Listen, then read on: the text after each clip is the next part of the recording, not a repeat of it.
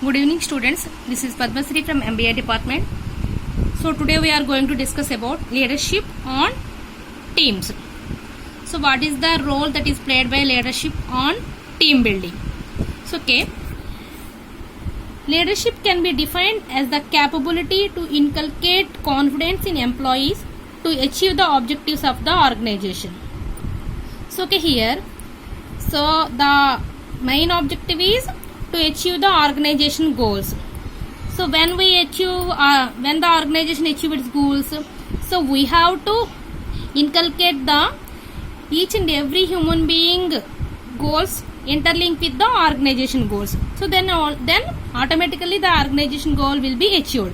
So here, so to achieve the objectives of organization goals, so leadership plays most pivotal role in teams. So so with the help of leadership, so teams will work with effective. So here, to lead the leadership, the leader plays most pivotal role. So we all learn about there are different leadership styles also. So that may be positive style, negative style, autocratic style, democratic style and free style. So whatever style may be, so on the basis of the situation that is in team, so the leader have to be implemented.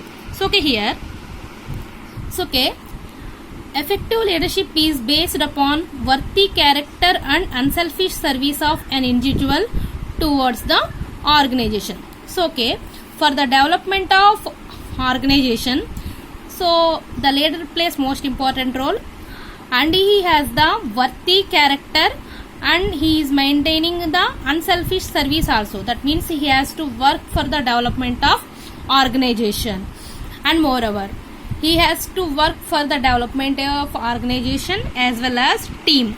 So effective leadership is based, when the effective leadership is achieved, so it is based upon worthy character and unselfish service of an individual. That means each and every individual that is in the team work well and they have to put their efforts, so then only the organization goals have to be achieved towards the organizational development. So for getting more benefits for the organization and to getting more achievements, so the leader plays most pivotal role. So whatever may be on the basis of the situation, if the team members are working well, then no problem. So on the basis of team building and team achievement, so the leader has to be implemented the different styles also.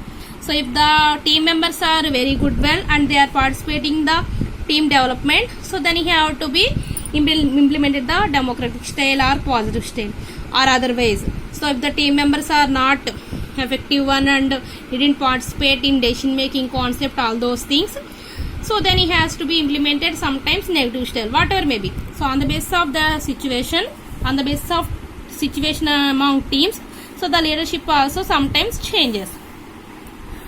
Leadership, so let us discuss one definition that is given by George or Terry. So leadership is the activity of influencing people in strive willingly for mutual objectives. So with the help of leadership concept, so organization has to be interlinked with the each and every human being goal to organization goals. So with the interacting of each and goals mutual objectives, so compulsory if the organization goal is achieved, automatically our goals also achieved. Why? Because if they are getting more profits, so we will be profitable and we will be worthy one.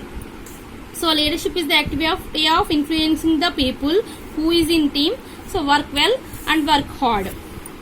And so role of leader in building teams. So here, building the different teams in organization, so the leader plays most pivotal role. So here leader means, so who guide the team and who lead the team is called as is leader. So here, so these are the different roles that the leader plays. So first one is development of strategy. So one organization strategy differ from other organization, like that one team strategies differ from other teams also. So what are so the development of strategy among the groups is the one of the major role, and provide training to the team members in organization, and they have to maintain the better communication and compulsory he has to pass the information, so that may be upward communication or downward communication. And first of all he must and should listen what are the problems, what is the team members opinions, all those things. And next one is monitor what each and every activity that is done in teams. So for the development of team he has to monitor, that means he has to give guidelines and he has to monitor, he has to give counselings, and moreover if any members are newly joining in teams, so he has to guide and he has to give instructions how to complete the task. And next one is he has to management, so that means he has to manage the team in a perfect manner.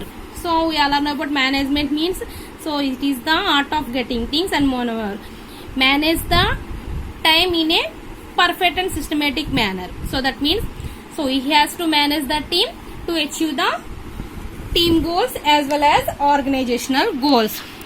And next let us discuss about the leadership approaches that foster team performance. So okay, to getting more team performance, so leadership also follow the different approaches also. So here are the different approaches. So first one is establish urgency and direction also. So compulsory he has to give the direction and he has to establish the some rules and regulations for the development of team. Next, select members on the basis of skill potential, not personality.